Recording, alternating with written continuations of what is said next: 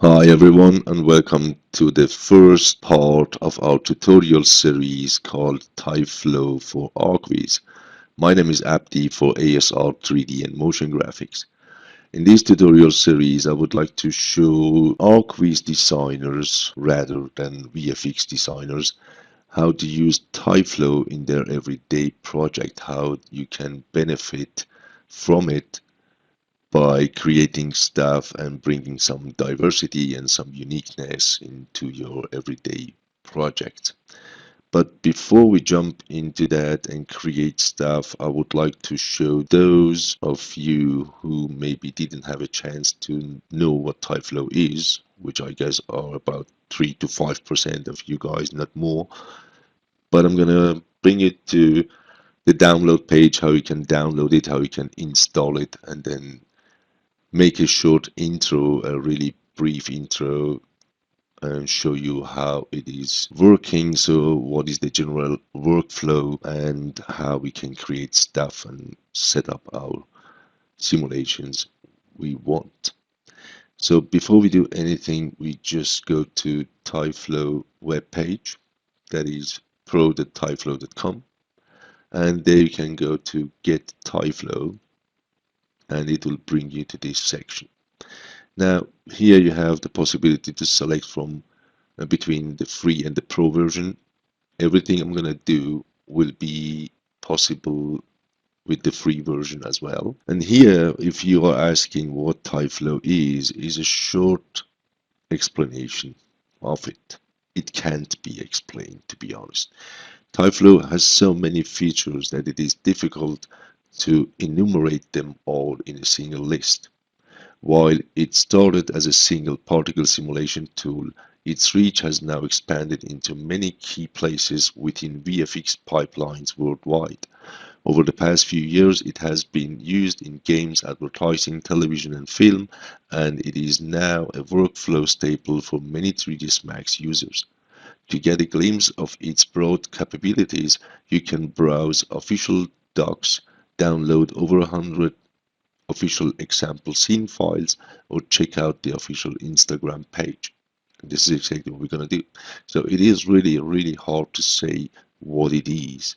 It is just the most powerful plugin for 3ds Max right now based on particle simulations. But it is this and beyond. So let's go to the official, and this is the download section where you can download it. You have just to go down, accept the TyFLOW EULA, and you can read that if you wish. So you can click on it and read all the good things about licensing and everything. And then go back. If you accept, just click accept the TyFLOW EULA and download the latest build. So after that, you should go to installation, and here it is explained where to install it. Basically, you get a zip file. If you unzip it, you will get several DLO files, and you have to pick the one which matches your 3ds Max version and put that in your 3ds Max plugins path. So here's really everything is explained how to do that. Here's a warning. TyFLOW is only compatible with 3ds Max 2018 and above. Make sure you're using the .dlo file compatible with your version of 3ds Max, or else TyFLOW will fail to load during setup. And another tip goes, the TyFLOW plugin file for 3ds Max 2020 is also compatible with 3ds Max 2021. That is why no separate TyFLOW 2021.dlo file is included in the download package. If you have installed 2021, you can just go and copy TyFLOW underline 2020.dlo into this folder of your 2021 and it will work. You don't need to install TyFLOW render and the TyFLOW license server if you are not using the pro version. And here in the download section, you also don't need to download these files if you are using the free version of TyFLOW. The render is for rendering in network anyways. So if you are a pro user, you will likely need that one and the CUDA files. And down here you have the access to the download scene files, which were explained in that text before. And these are right now more than 100, I guess. So you can click on this guy and download all the files. You can open them, study them, and learn how they are built and take it from there. My recommendation is before you go and install anything, just read the system requirements here.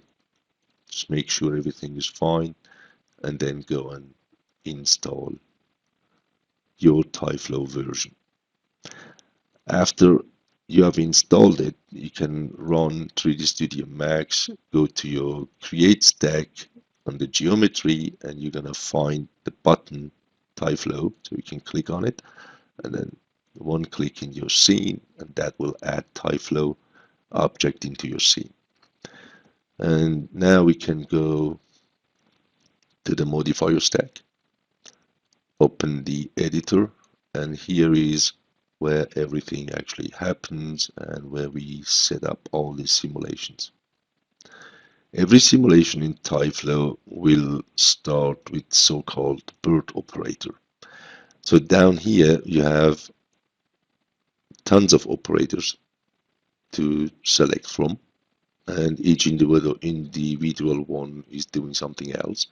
So if you want to dive deep into that and go and learn about each individual operator, you can go back to the installation or documentation page, and here you have a whole list of what is given and what is doing what. So if you go to particles, you can say you want to see what the operators are doing, and here all those good operators explained, what they do and what the idea behind them is.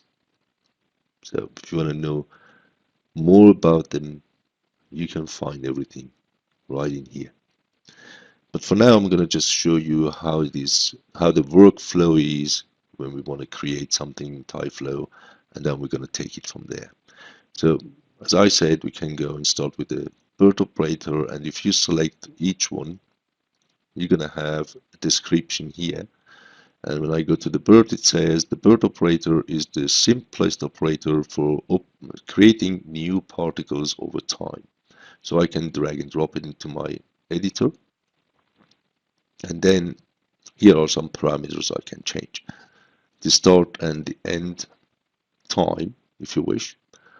And these are in frames, so it starts from frame 0, ends at frame 250, which is down here in my timeline, so the entire timeline. And during that time, it is going and generating 200 particles. So right now you see the particle count is set to 0. And if you don't see this on your side, you have to go here, right click, display particle count. So that will show you the particle count here. Now, when I move my CTI down there, you see that that number increases. And when I am reaching the frame 250, I also reach the total amount of the 200 particles I wanted to create. So it works the way we set it up. So now I can make them coming in faster. So I can say I want them to be here after the frame 100. So it means that will generate them much faster. And at frame 100, I already have reached the 200 amount of the particles. So this is how we can change it. But right now, even we are generating particles, we can't see anything here. And this has the reason because they are too small. So let me change the color to something that we can see better, and then go to the display operator and change the display mode to large dots. And I'm going to set the multiplier to 3, so it makes it much bigger. Now you see that that particle is generated right here in the center of our icon. And I move it, you still see one single particle, because there is nothing that they can affect to, or they do not collide with each other or nothing. So they just sit on top of each other, and this is why we see only one particle. And we can go and change it, of course. So to define where the particles should get emitted from, we can use a so-called position icon. So I can go and drop it into my event. And now I should have an icon to pick, but I don't have any in my scene, so we can create a new one.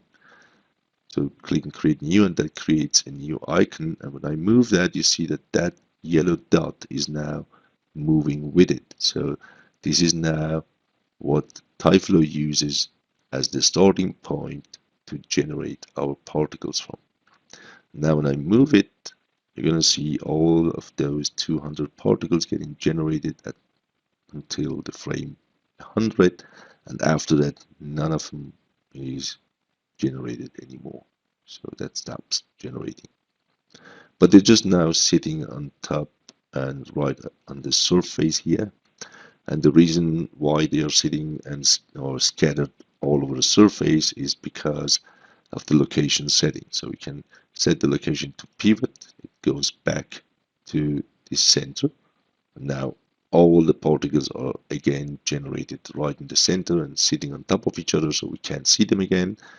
And we can also go and change it to volume, which will show you this same thing that we had before, but this is because we are working on a rectangular shape. And if we go here and change the icon to box, that makes now more sense when you use volume.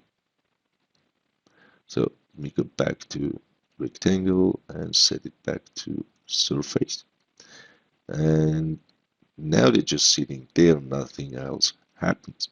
This is because there is no force and nothing to affect them. And this is the next thing we're going to add into here. So we're going to go and take force and drop it in here. By the way, you don't have to go down here and scroll back and forward all the time. You can also click here and then press tab and type in force, for example, and just press enter, so it will add it into your event. So now back to our force. Here we have again stuff that we could select, but we don't have any, and we don't need any to select right here for now. We can go down to the built-in forces and start with the gravity. So when I give them a negative amount like minus 0.1, then those particles are falling, and when we change it to 0.1, a positive amount, they will fly up. So that is how the gravity works. Now we want them to fall, so we go back to minus 0.1, and now they are falling, but they are now falling to infinity, so they're just falling and falling. If we go and turn that, see, they're just falling forever, because there is nothing to collide with. So what we need is a collision operator. So we go to the collision, drop it in here, and when I scroll through, it will still go and fall through because there is nothing in that list that is set as a collider object. So we can go and create just a simple plane. Let me go and change the color of it so we can see better what happens. And now we can pick that as our collider object. So we go here, will fall down, and those things are going to collide with it. So they're not falling to infinity.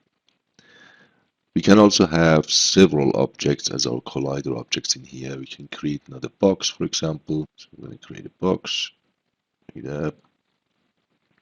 Now I can go and pick this box, and when I scroll, it will also go and collide with the box.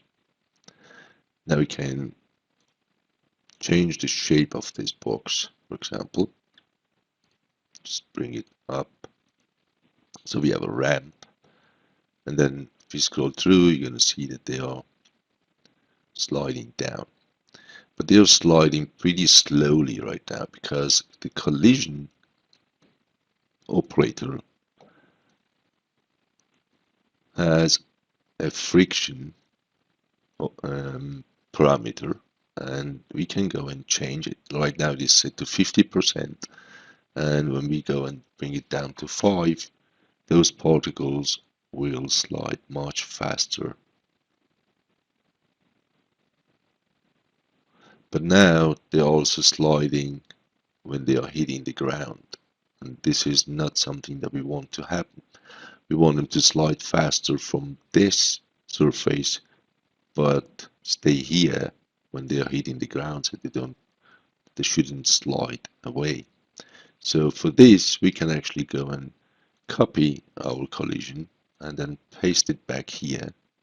In the first collision, we're going to remove our plane and let only the box be in here. And in the second one, we're going to remove the box and leave the plane in here and scroll down and change the friction back to 50. So you can have multiple operators of the same kind in the same event. So now you can go and scroll it and you will see they're sliding, but as they are hitting the ground, they don't slide away like before. So this is the way you can fix it. One way you could fix it.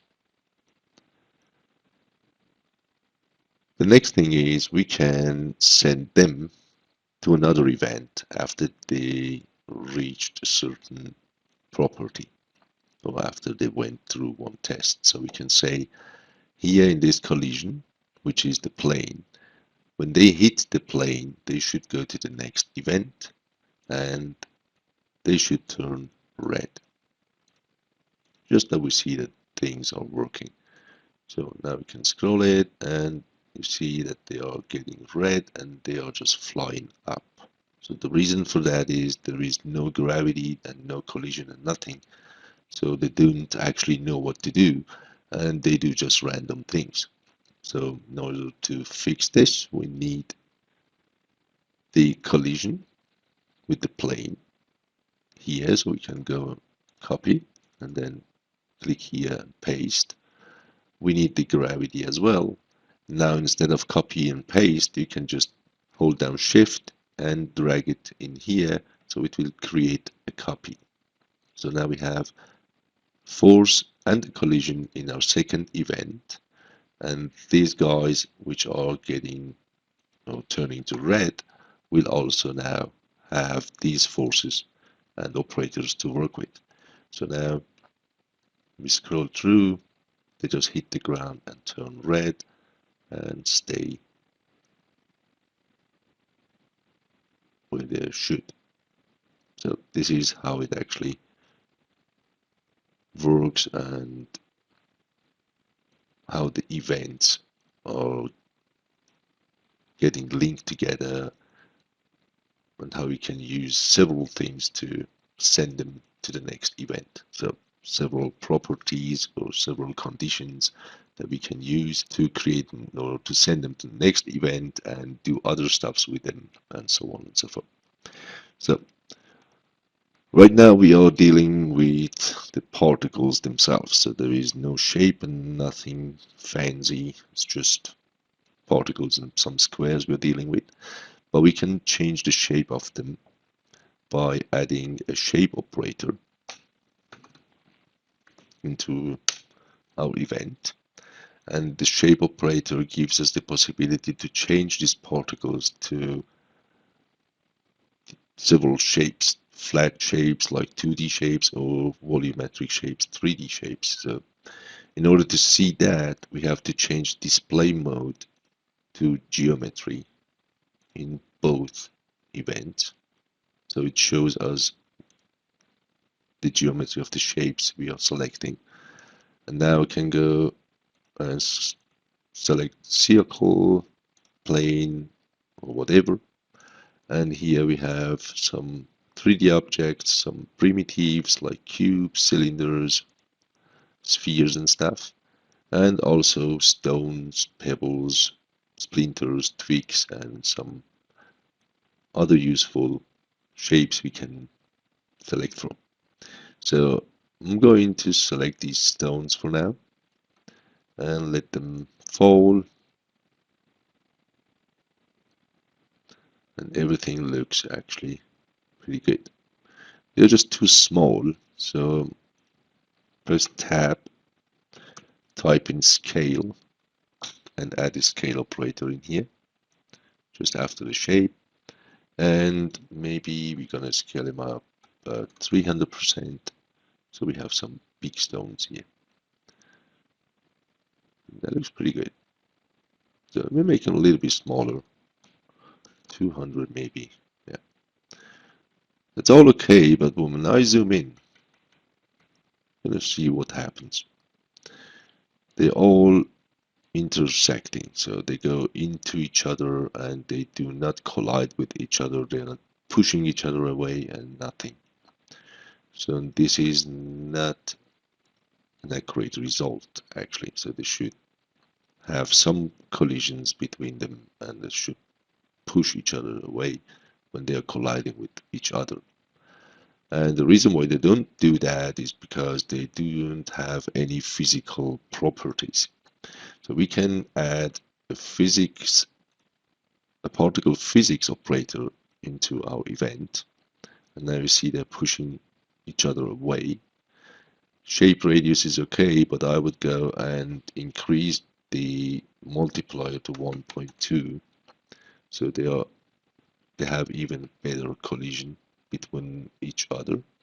And this is now true for the yellow stones, but the red stones, they still don't have these operators, so they still intersect. So we have to copy this and then paste it right in here. And now they do collide with each other as well. So now there is another thing we should know about that, and this is when we go down here and draw collision shapes, that will show us what the collision shape looks like. This is that sphere. Let me change the color of it so we can see that better. So these spheres are the collision spheres, but if you take a closer look, this is not around that particle, it is just somewhere offset. So it's sitting on the bottom of these stones. And it should actually not be that way, it should be right in the center. We can fix it when we go to shape operator and then scroll down and say center pivot. So that will now center all the particles pivot, and the collision sphere will get positioned relative to their pivot points, so actually to the center again. And this is something we will see here as well when we go and draw our spheres. So that spheres are actually what are colliding with each other and giving them the collision illusion, let's say. So that works pretty well. Even we would have tons of particles, so we can increase it to 20,000, for example. And when we let it go, it still works pretty fast. So, and that is a cool technique to create pile of stones or pebble or whatever you have, or even other things, so fruits or whatever. But there is something that we have to take a look at, even that looks good and accurate and everything. There are some stuff that are still not that accurate when we're using this technique. What that is, you're going to see right now. So let me go and decrease it to 200 again, and let me change the shape to something like a screw and scale that even more to 600 or something. So Now we have some screws instead of pebbles. Now when I do the same thing, when I scroll, you see immediately what happens.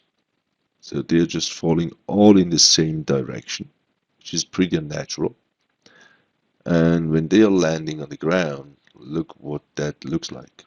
So they're just sticking up and they don't react physically correct. So the reason they are sinking into the ground is actually because we have set our absolute collision radius to 0. So we change it to shape radius. That will fix stuff. So we'll get back up and we can increase that. So this is what happens, however. So this is not right. Even we go and break that, when we go and add a rotation operator into our event, that will not fix it. It will break the fact that they are all falling in the same direction. So that is fixed. But when they are hitting the ground, they just still stay the way they were falling, and they are not following the rules of gravity and physics, nothing. So, and to fix this, we have to change them to physics-based particles. To do that, we have to change a couple of things here in our event. First of all, we then need the force and the particle physics. So we're gonna change it to physics. So this is why we can get rid of those things. We can get rid of collision. By the way, when you click on the icon, it will disable that operator. So click again, it will enable it. So right now we don't need him, so I'm gonna go and disable that. And the same is true for this event, so we don't need the particle physics and the force and the collision. Why we don't need those, I'm gonna explain it to you just in a second. I'm gonna leave the rest as it is, so we do give birth particles during the same time. We have the same icon, we have the shape, which are the screws right now, and then scale and rotation. So when I scroll through here, you see all of them coming in and sitting on top of each other. Now, in order to make them physics shapes, this is what we need, physics shape. Just drag it in here and you see that that immediately start to move.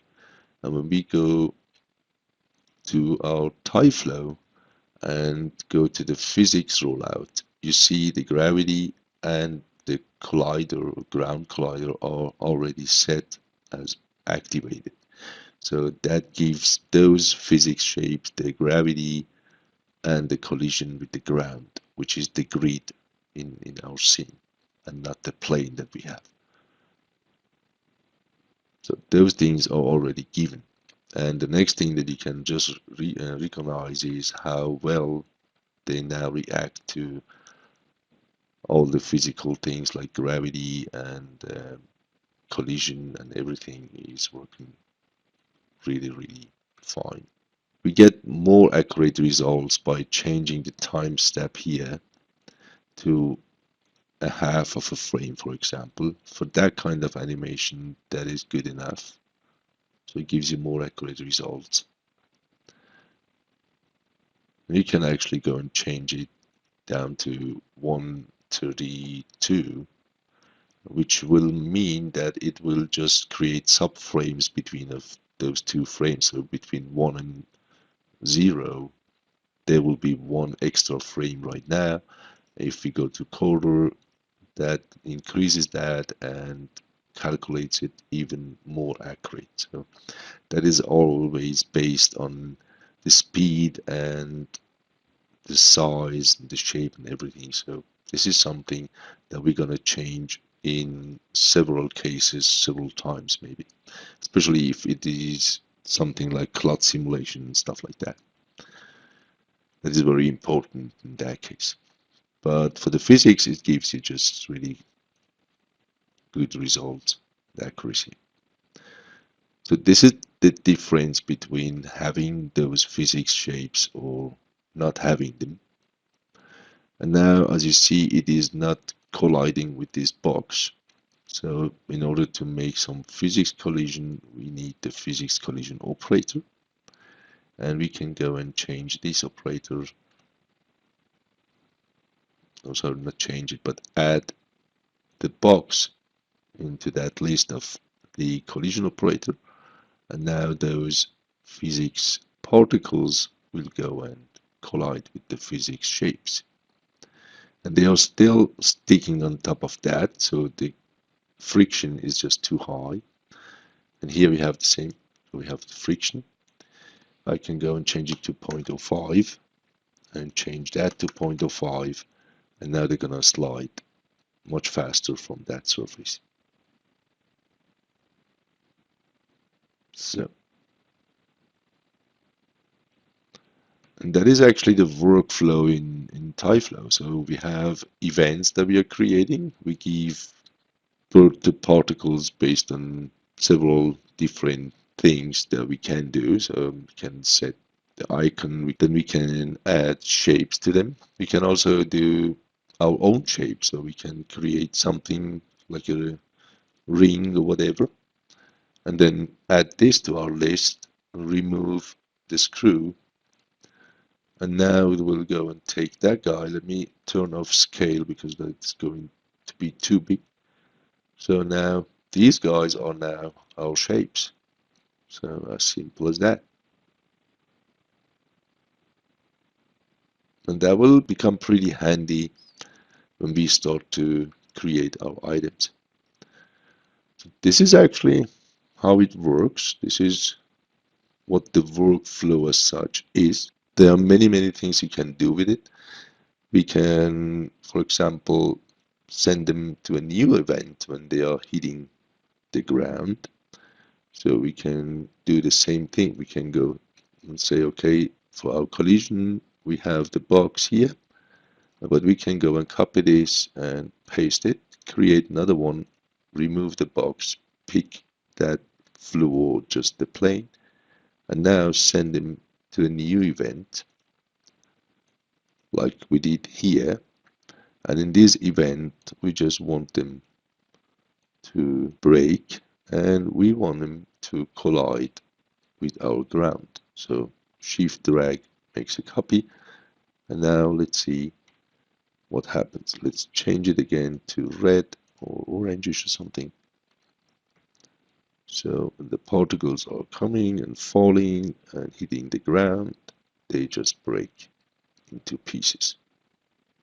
So we send them just to the new event based on this test. So when they hit the ground, they will get sent to the new event where they will break and collide with the ground. So this is basically how TyFLOW workflow works. So creating events, sending them to new ones, and etc. etc.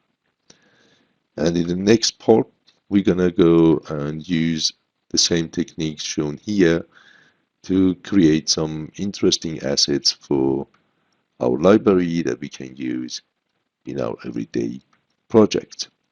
I hope that intro was helpful to you to get familiar with TyFLOW and installing it and running it so we can take it further in our next lessons. So I'm going to see you there in part 2. Have a good one, and bye-bye.